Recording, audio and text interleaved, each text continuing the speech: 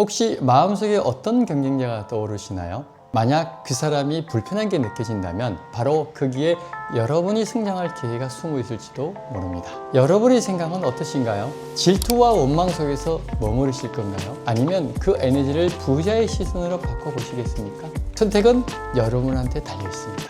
안녕하세요. 철학과 책을 이야기하는 양원의 양철북TV입니다. 반갑습니다. 이런 말 들어본 적 있으시죠? 부자들은 운이 좋았을 거야. 너는 너무 밝히면 천박하지. 사실 남의 말 같지만 마음속 깊이 자리 잡고 있는 생각일지도 몰라요. 근데 우리는 왜 돈에 대해서 불편한 생각을 할까요? 혹시 이런 이유가 아닐까요? 내가 부자가 되지 못한 현실에 자기 합리화를 하는 것은 아닐까요? 예를 들어 저렇게 돈 많은 사람들은 누군가의 덩굴을 빼먹었을 거야. 과정이 깨끗할 리 없어. 혹은 졸부일 거야. 이렇게 자기 정당화를 하지 않을까요? 독일 철학자 니체는 이런 감정 심리를 르상티망이라고 말합니다. 르상티망은 내가 가지지 못한 것을 부러워하면서도 시기하고 질투하는 심리예요. 부자를 경멸하면서도 속으로는 그 부를 갈망하는 마음이죠.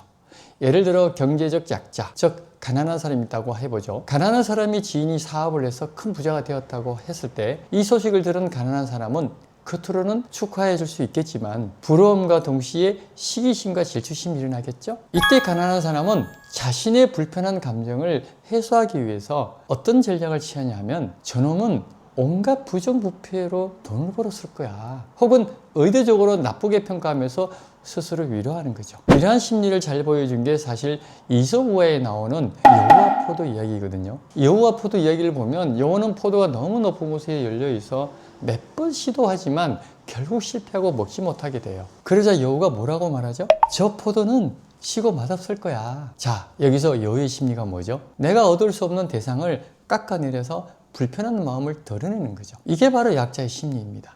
그렇다면 반대로 강자는 어떨까요? 가령 제가 엄청난 부자라고 가정해 봅시다. 그러니까 경제적 강자인 거죠. 이때 지인이 큰 돈을 벌었다고 해서 제가 굳이 시기하거나 깎아내릴 이유가 있을까요? 이미 나는 엄청난 부자인데 오히려 축하해 주거나 아니면 개인적으로 싫어하는 사람이라면 에이 저 재수없는 놈이 운은 좋네 하고 넘길 뿐이죠. 즉 강자는 굳이 원한과 질투의 에너지를 쓰지 않는다는 거예요. 저 역시 주변이 인생이 안 좋은 사람이 명성을 얻고 돈을 번다고 해도 저는 그 사람을 좋다 혹은 싫다로만 표현하지 굳이 시기하거나 질투하지는 않아요. 니체는 이런 태도를 날카롭게 지적하면서 이렇게 말합니다. 약자라면 그 사실을 인정하고 강자가 되기 위해 노력하라. 만약 경제적 약자라면 그래도 우리는 정이 있고 인간미가 있잖아.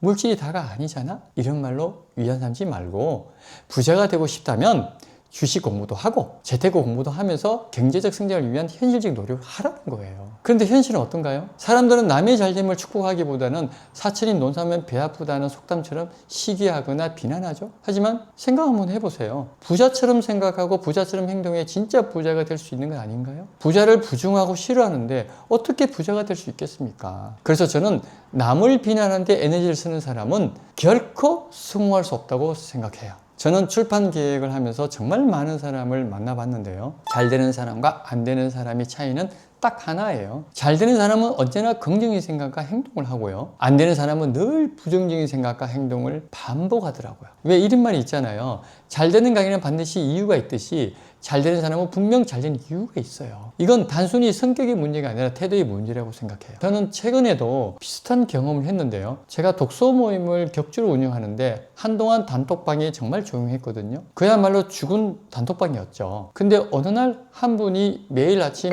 모닝 인사와 함께 운동하는 모습과 책 읽는 모습을 꾸준히 올리기 시작하는 거예요. 근데 그 열정 하나가 단톡방 분위기 전체를 바꿔놓았죠. 조용하던 단톡방이 활기를 띠더니 독서 모임 할 때 참가자가 10명에서 순식간에 40명이 늘어나고요. 분위기가 완전히 바뀐 거예요. 그 순간 저는 이건희 회장이 말이 떠오르더라고요. 한 명의 인재가 10만 명을 먹이 살린다. 비유가 조금 과할지는 몰라도 한 사람의 그 긍정적인 에너지가 집단 전체의 성장을 이끄는 모습, 그 모습을 제 눈앞에서 똑똑히 목격한 순간이었죠. 여러분, 현대 미술의 거장이자 수많은 명작을 남긴 화가 과연 누굴까요? 네, 피카소입니다. 근데 피카소에게 평생 따라다니는 경쟁자가 있었죠? 바로 마티스예요. 전시장에 마티스의 그림을 그릴 때마다 피카소는 그 앞에서 한참을 서 있었다고 합니다. 겉으로는 태연한 척 했지만 속으로는 이번엔 또 무슨 수를 쓴 거지? 그렇게 긴장하면서 봤다고 하죠. 근데 피카소는 마티스를 비난하거나 깎아내리지는 않았어요. 오히려 작품을 더 꼼꼼하고 치밀하게 분석했었죠. 색의 배합이나 구도의 흐름, 그리고 그 붓질의 속도까지 파악한 뒤에 자기만의 하풍 속으로 흡수한 거예요. 마티스가 새로운 시도를 하면 피카소는 더 대담하게 변주했어요. 질투가 경쟁을 만들었지만 그 경쟁은 결국 서로를 한 단계 끌어올린 거죠. 그래서 피카소는 이렇게 말합니다. 성공한 예술가를 질투하기보다 그 성공을 배워라. 여러분이 잘 알고 있는 스티브 잡스와 빌 게이츠 역시 그랬어요. 두 사람은 늘 팽팽한 긴장 속에 있었죠. 애플이 신제품을 내오면 마이크로소프트가 가만히 있지 않았고, 마이크로소프트가 새로운 기술을 발표하면 애플도 곧바로 반응했죠. 잡스는 종종 빌 게이츠를 향해 이렇게 날카롭게 말했다고 합니다. 그들은 독창성이 부족해. 하지만 그건 겉모습일 뿐이었어요. 속으로는 빌 게이츠가 만든 운영체제에 대한 시장 장악력, 그리고 소프트웨어 생태계 완성도를 누구보다도 인정하고 있었죠. 빌 게이츠도 마찬가지였어요. 잡스를 깎아내리기보다는 애플의 디자인과 직관적인 사용자 경험을 아주 면밀하게 분석한 거예요. 둘은 서로를 적이라고 불렀지만 사실은 서로의 존재 덕분에 더 날카롭게 발전할 수 있었던 겁니다. 그래서 잡스가 이런 말을 남겼죠. 좋은 예술가는 모방하고 위대한 예술가는 훔친다.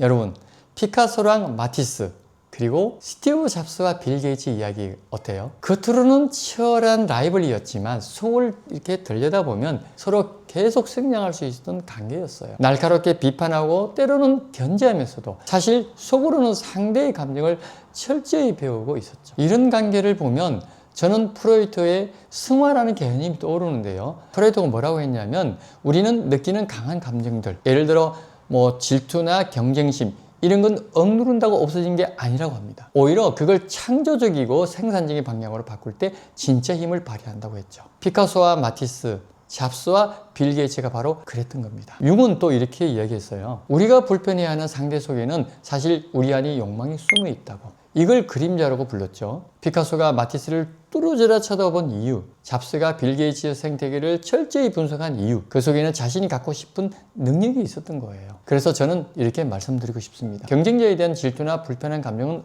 없애는 게 아닙니다. 그 감정을 승화시키고 내 그림자를 마주하는 순간, 그게 바로 성장의 발판이 되는 거죠. 질투나 불편한 감정을 억누르는 게 아니라 승화시켰다는 겁니다. 그리고 그 속에서 자신의 그림자를 마주했고 열등감을 성장의 연료로 바꿨죠. 그게 결국 그들을 한 단계 끌어올린 힘이 된 거죠. 반대로 질투와 원망에만 머무르면 어떻게 될까요? 여기서 니체가 말한 르상티망이 등장합니다.